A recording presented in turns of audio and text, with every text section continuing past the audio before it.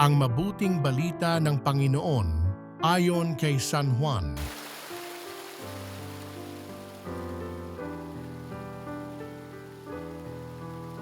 Noong panahong iyon, tumingala si Jesus at nanalangin, "Amang banal, hindi lamang ang aking mga alagad ang idinadalangin ko, kundi pati ang mga mananalig sa akin dahil sa kanilang pahayag.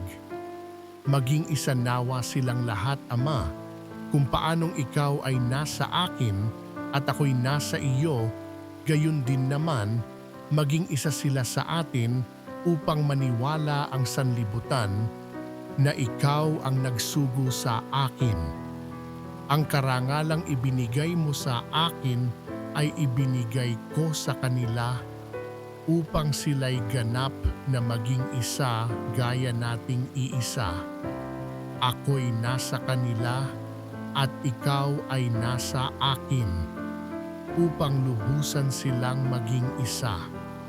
At sa gayon, makikilala ng sanlibutan na sinugo mo ako at sila'y iniibig mo katulad ng pag-ibig mo sa akin.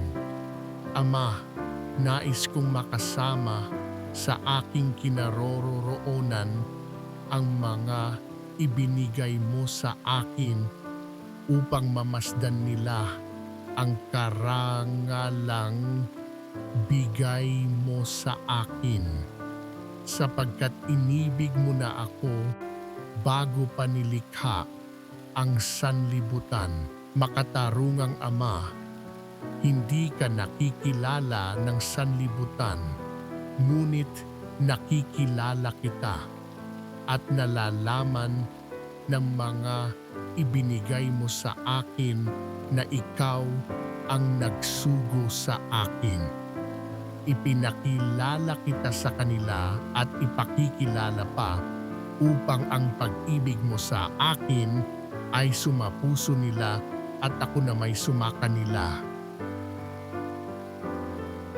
Ang mabuting balita ng Panginoon